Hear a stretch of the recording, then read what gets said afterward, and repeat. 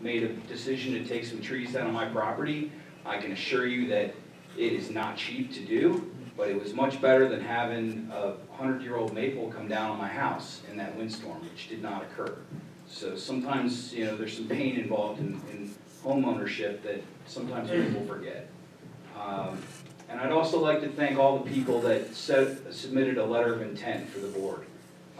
It was an unusual process, and it's not normally done the way that we did it. And I know that it was painful.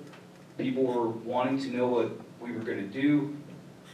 We gave everybody an honest interview, and we did that individually outside of a group setting. And I want to say that I was very impressed with everybody that submitted a letter. Everybody was very courteous, they were available, and it was a shame that we couldn't hire everybody for a position in this town. The town would certainly benefit by that. I'd like to congratulate Kelly for the appointment. And Leonard, you're here tonight, and I'd like to thank you for your letter. And I would encourage you, I think you'd be a terrific asset on the zoning board. Kathy's in the back of the room, and we would be happy to get you on that board as soon as possible. You're more than qualified. So that's all I have tonight. Oh, thank you very much. Councilman Lukacek, what do you have tonight? Okay. The Code Review Committee is scheduled for May 15th at 7:30 downstairs in the Planning Board room. And just a reminder, the Planning Board could always use more members. We meet every, the second Tuesday of every month at 7:30 downstairs in the Planning Board meeting. Just to follow up from the proclamation for the Safety Week, next week, Wednesday and Thursday, the Western New York Safety Conference will be conducting their 82nd Safety Conference at the Seneca Niagara Hotel Casino. And it's a nonprofit organization. It's dedicated to the conservation of human life and safety and welfare. This year, we have asked for proclamations from towns throughout Western New York, and thank you, Mr. Supervisor, for issuing a proclamation. The town of Boston's proclamation will be posted up in the front of the conference as the registrars come in. We usually get between 350 to 400 people coming through to listen to the keynote speakers and the presentations. So thank you for that. I thoroughly, that's very awesome. So this coming week is Safety Week, so it's just a heads up, thinking about it, right? Drive the speed limit, please. Don't run off into the other side of the road unless there's potholes and you can't mitigate through the minefield. I think that's all I have for tonight. Thank you. Thank you. Appreciate it. Okay, under my report, actually I have a small litany of things, but first I'll start off with our town historian. Our town historian provided me a report actually prior to the what was supposed to be the last board meeting at the beginning of April, but again, due to no power and no heat, we had to close the town hall and wait until this meeting. But the town historian, she's been actually quite busy. She's gone through quite a few different emails. The town helper gets set up and established on the email. Quite a few people reached out to the town historian in regards to information on the town of Boston. And actually that's been happening in my office too, which we've steered towards our town historian.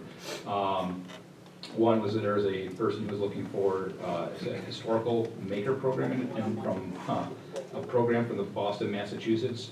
And they thought the town of Boston was actually Boston, Massachusetts. So even though while we may have been named after Boston, we are unfortunately not Boston, Massachusetts. We don't have the ocean at our beckoning call. Sherry has been working with Boston Historical Society to increase their membership by having membership flyers printed out and delivered to residents. She's invited them to meet and greet sessions, which she's scheduled for a Saturday in April and also a Saturday in May at the museum. One of the things that we've identified, and actually even speaking to the Historical Society members also in the past couple of years, some people in our town don't even know we have a Historical Society in town.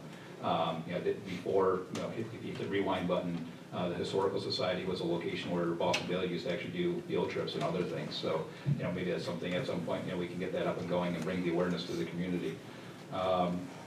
So the historian is also, she's working on sending out some letters to the churches and fire companies to invite them as well. Again, continue to spread the word and bring awareness to the Historical Society. She's working on updating the historical scavenger hunt that was designed a few years ago.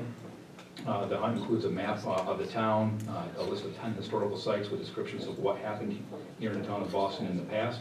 And many of the sites coincide with a historical marker, which is actually placed at the side of the road by past historical organizations. Finally, the historian has been working on some flyers to post downstairs here at the town hall by the kitchen and other areas around town, asking for help from people around town who grew up in Boston. Looking for that, I guess we'll say that personal connection for people who live here, might have something to contribute from either family or their own personal experiences. But that is a report from our town historian tonight. For myself, dog control, for anybody that hasn't seen it yet, our dog control officer, I will continue to tout her. Christina has been doing an amazing job here in the town. She's gone as far as actually creating a Facebook page. Not everybody's on social media these days, but social media is the place where if you want to get a word out quickly, that's where it's at. But there's Boston, New York Dog Control is the Facebook page, and she's partnered with the SPCA, surrounding communities, and I really have to say, just my own personal experience, she made me one of the admins. I can tell you from my own personal experiences as a resident, not even just as a supervisor, but people are posting their lost dogs if they get off their property. And traditionally speaking, within, I would say, 15 minutes to a half an hour, those dogs are found. It's a huge step forward for our town. We just haven't seen that, truthfully, in years. So, again, kudos to Christina. She's not here tonight, but I'll certainly tout her. She's really taken the ball. She's ran with it. She's, all those board members, we talk about it. We hear the feedback. She's really taken dog control to a whole new level, and she also had her audit performed, per se, through the New York State Agricultural Markets, which she passed with flying colors. So, once again, Christina has done just a knockout job with that position. But again, she has seen an increase of calls. Fish stocking, we're hitting the rewind button a little while ago, but we did have a pretty decent fish stocking event with the DEC. One of our local residents here in town actually partners with the DEC. They bring in a bunch of trout, and actually there's 3 different trout locations along the 18-mile creek bed that we actually stock the brown trout. It's always open to the public every year. We try to get the word out as soon as we know. Unfortunately, we're kind of at the mercy of the DEC and the hatchery. They literally pick up the phone and call the individual, and then all of a sudden they're calling the town hall saying, try to get a small army of people together. Many people make light work. So anyway, it went very well. Children are certainly invited. One of the things I received as a supervisor, maybe a challenge, I'll call it. I won't even consider it a complaint, but a challenge is some parents wanted to have their children at this event. So that's something we're going to try to work with the DEC and try to have this event maybe on a weekend instead of during the week. I can tell you from my past Conservation Advisory Council experience that it's always been in the middle of the week. Why that is, I don't know. I don't know if there's a process there, but that's something that we're going to see if we can tweak that process and make it a little bit more community friendly so more people can partake and be part of that. Why do I even start to talk about roads? Roads here in town, the two county roads, there's 21 county roads in the town of Boston. 36 square miles, but there's 21 roads that are county roads. The 2 that have drawn a lot of attention lately are Zimmerman and Back Creek Road. If you've been down Back Creek Road, down towards between Hillcroft and Mill Street, it's officially down to 1 lane now. Before, there was a slide, there was a guardrail that was just about 6 to 8 inches above the actual grade of the earth, I guess I'll call it, and just adjacent to that. So any vehicle that went through there, it just was not safe. Again, if you followed any of the media, whether it's the press, the radio, or any of the local news stations, but not all of them, we continue to work with the county, and the truth of the matter is that if you look at the lengths of the roads, and you're looking at the county investing roughly $1 million per mile, if not more, for a complete rehabilitation, there's only so many dollars in the budget. And with that being said, I understand the county executive's position. I've tried to work with him, and we continue to have ongoing discussions. Actually, I have another potential meeting upcoming next week. But when you look at Erie County, to put it in perspective, this is actually a statistic I actually learned from the county executive actually just today at a meeting where him and I were present at. I thought it was an interesting statistic, so I'll share this. Erie County is the size of, just about the size of the state of Rhode Island. So when you really take that into perspective, it's a huge territory. I know we all pay taxes. County roads, it's been a brutal season. I know, there's the press out there that quoted that our roads are considered as a local road, not a county road, which brings a completely different standard and level of care to those roads. But again, when you look at it big picture, there's only so many dollars. I understand as the chief financial officer, I have only so many dollars in my budget to take care of our highway roads. So when the highway superintendent comes to me looking for money, I'm in the same position. We're trying to get them fixed. We hear you. As I continue to commit to everybody in the town, my office is open. You can call me by phone, send me an email. I'll set up a meeting with you. I'm willing to hear people out. It's unfortunately going to take time. I know it's not what people want to hear, but we're battling Mother Nature. I mean, just the other day we went from grass on the ground to, at least for me up on the top of the hill, I have just about 8 inches of snow up on the top of the hill, all within about a 4-hour period. So Mother Nature doesn't seem like she wants to give us spring yet. So anyway, big caution down there. The concrete barricades are up down by Mills, between Mill and Hillcroft. There's another area now in Zimmerman that was just torn up the other day because of the snow that was on the ground. Zimmerman continues to deteriorate. I understand that totally. I drive it every day. I live off of Zimmerman. And then at the top of Zimmerman, another area of concern I want to bring to the public's attention is the area where there's flooding. Another hot topic, actually Channel 4 News is there. I haven't seen the reporter here yet tonight, so I'm guessing she's probably not going to stop by. But I did work out where she was going up this evening to actually speak to residents. As I said, I'm one voice in the town, and granted I'm the supervisor, but it really benefits the community as a whole when you have a voice too, when you show your concern, and you express your personal experiences on those roads. That helps, it really does.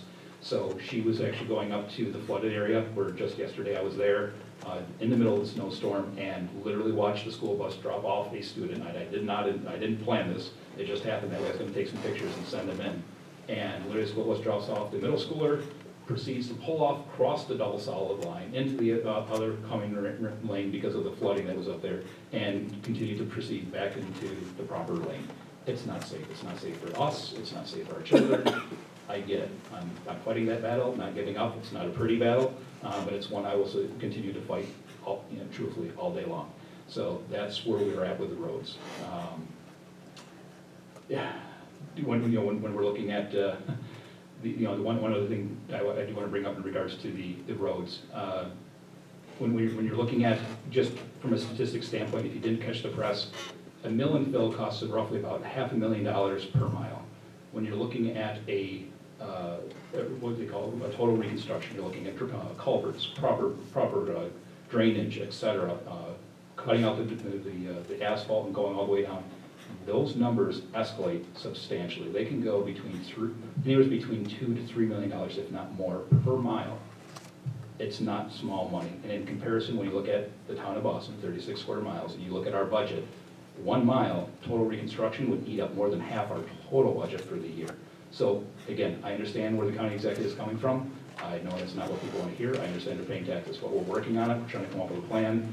The Erie County DPW Commissioner and Deputy Commissioner, we also are going to be sitting down at that meeting. Hopefully we can come up with a plan. That's all I'm looking for. I'm looking for some kind of commitment so I can at least relate to you as the public. Here's a commitment in place. Here's what we're going to fix. And we go from there. We'll take it one step at a time. But again, I always try to keep the communication flowing and be open with all of you. The John Deere tractors, hopefully we can get those for the Parks Department, so Highway and Parks can get ready for our upcoming, hopefully, summer season. I don't know when it's going to be here, but hopefully we can get that taken care of. Memorial Day, we're still looking for volunteers. The town clerk's office and my office, we've been partnering on this along with the town board members. We have a pretty solid plan, but if anybody's looking to volunteer, anybody from the veterans, it's always been a great event. We've always worked closely together. Please reach out to my office, reach out to the town clerk's office, let us know you're interested in helping out, what you want to do, what your thoughts are, ideas. We'd be happy to hear what you have to say.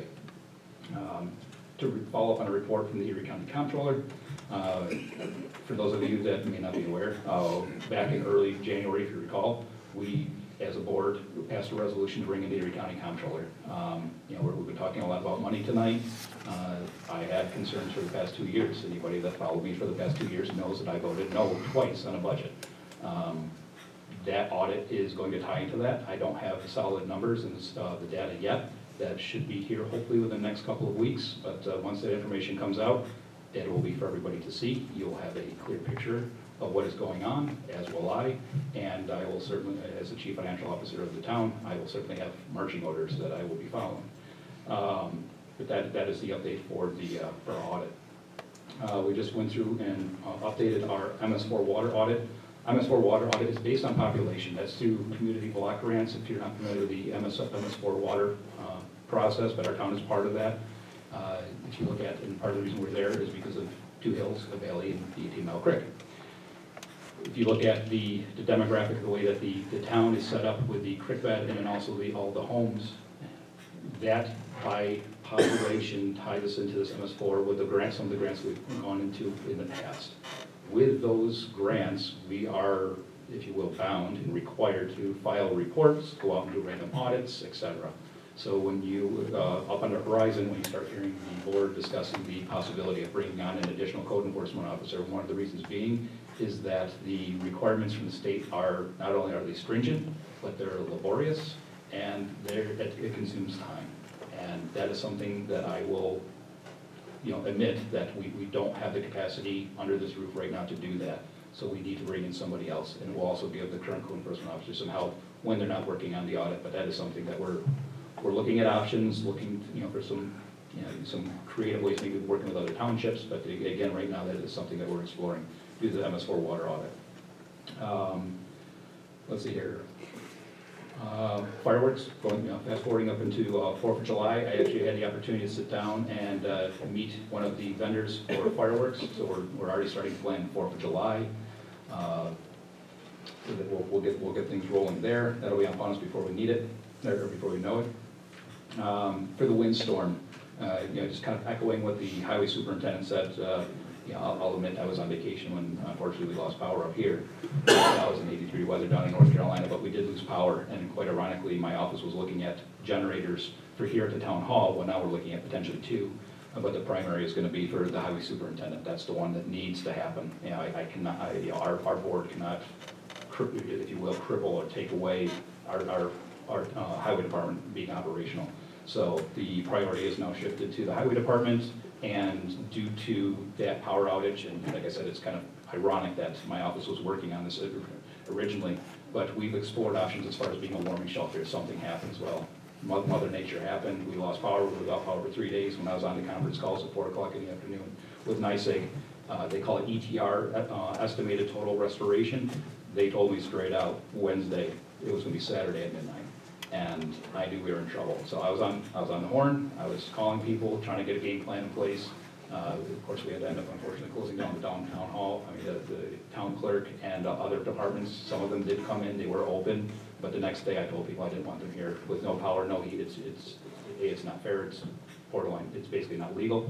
But we are looking at options for a backup generator here for the town hall. So we'll be able to be a warming station. So we can open up our community room for the public, maybe have some coffee or something like that. By FEMA regulations, we cannot become a shelter. There's very strict guidelines for a shelter.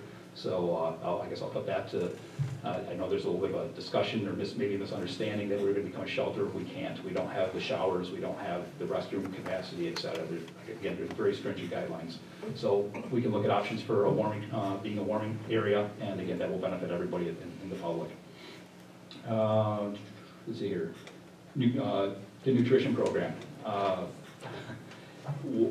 Having been here now for just about 4 months, I would like to, I guess I'll say, give a shout out to our nutrition program. They do a fantastic job. But on the flip side of the coin, they need people there. So if you know neighbors, people in our community that need or want to be part of the nutrition program, please have them come out, because if they have a run, if you will, of days that they do not open because they don't have the head count, the nutrition program will go away. It'll be deemed that there's not a demand, it will go away. Chances of getting it back will be a little bit of a struggle, to say the least. So if you know somebody that is home and you want to come down for lunch, grab a cup of coffee. A few people here that attend the lunches, they're good. I'll admit, I've actually, when they've had extras, I've bought my own. that is good food, please invite them. That's a program that I would love to see grow for our community, but also I'd like to keep it here in our community, because once it's gone, like I said, it'd be hard to get back, and it's not something I would want to see go away. See, I covered the roads. Last but not, a couple last things. Volunteer recognition week is all this week. And actually, just today I was invited to Rural Transit's volunteer recognition program. Actually, that's where I had the opportunity to meet the county executive, Mark Holenkars. And I had some great conversation. But big picture, it was all about the volunteers. Again, we're going back to a county that's the size of Rhode Island, the state of Rhode Island. And there were, in this particular meeting, they said this was a lower attendance, but just about little over 200 people there that are volunteering their time and giving back to their communities. I mean, no different than the men and women who serve on our fire departments, the ambulance corps, anybody that volunteers, all of our boards here at the town, the list goes on. I mean, these are all volunteers. It's Volunteer Recognition Week, and the one was for Rural Transit today. It was a great event. We got to give them, we were able to, supervisors and mayors were able to provide the people who drive for their communities, we were able to provide them awards and certificates for their service. So yeah, if you happen to know a volunteer in town, shake their hand, thank them for their service, because they're giving back to their community. They're not asking for a penny. They believe in their community. They believe that's what makes it stronger. And in my personal opinion, it does. And again, I'll say that for the men and women who serve on our emergency services, they do it for no pay. They go up in the middle of the night and they serve our community as a volunteer. Two last things. The one thing I'm going to make a recommendation for, based off of a court ruling, is that I would like to see, the board would like to see that the barricades be removed based off of the court order. What happens is, it goes from that point, but that is the recommendation coming from all of the board is one of the things we had discussed. And then Little Library, that is a program that a resident reached out to me late last year, around November. Actually, it was her daughter's vision and her daughter's idea. Little Library, if anybody's familiar with the program, if you've ever been around, let's say Orchard Park, Hamburg, you've seen the little, they almost look like oversized, almost like a birdhouse, if you will, box, and there's books inside of them for the children to read. Part of it is to drive up literacy rates in the communities all across actually the nation. It's a nationwide program. But this resident's daughter saw one, liked it in another community, wanted to bring it here. And I told her, I said, oh, let me see what I can do. So that's some things that we discussed, and I'd like to try to work on that with her and have the board help her out with that along the way. Maybe find somebody, maybe have it be an Eagle Scout project. If you know somebody that's handy with woodworking or that sort of thing, that might be interested in either donating time, material, or even taking on the project itself. I personally would like to see two. They asked, this family asked for one down at the Boston Park. I personally would like to see two, one at the Boston Park, one at the North Boston Park. I know that the Boston Valley Elementary School is working on their own version of one, but I've already done some preliminary groundwork. I reached out to the Boston Free Library and asked them that they go through and cull their books, if they could actually put a couple of boxes of books aside, and that would be kind of our feeder books to get the program started. That way we can share those books, magazines, and really, and again, anything. When we take it down to the elementary level, the idea is to engage the children and to get them to read. So that was the premise of that particular program. So hopefully you can hear some more pretty soon on that particular program. And actually that is all I have for tonight. That's all I have to ask. So that's what happens after a month. I've been a little busy, but that's all I have. So thank you all for coming out tonight. I do appreciate it. And with that, I will make a motion. I'm sorry. I missed something. Oh, I'm sorry. Yes, sir. Sorry. Go ahead. Sorry to bring it back to me. I actually missed something. I was remiss. I forgot to bring up the Boston Colden Chamber of Commerce. They're looking to have an additional meeting tomorrow, correct, Mitch? At 6 p.m. meeting here at the Boston Town Hall to discuss moving forward and continuing trying to get that running. So if you are interested, please feel free to stop out or give Mitch your contact information. Or if you know somebody who might be interested in the Boston Colden Chamber of Commerce, please get them involved. I think it's going to be something that's great for the community. Sorry that I missed that earlier. No apologies. Supervisor and to Mitch. No apologies needed. So, But, yeah, last but not least, I do want to, again, once again, thank everybody for their interest in the top board seat. It really was a tough decision, and we tried to keep it open because once again, by the letter of the law, it was a board appointment. So, again, I want to thank everybody for their interest, most definitely, and certainly welcome Kelly aboard. And, we're looking for good days to come. So, with that, I'll make a motion to close the floor. A second. The meeting, I'm sorry.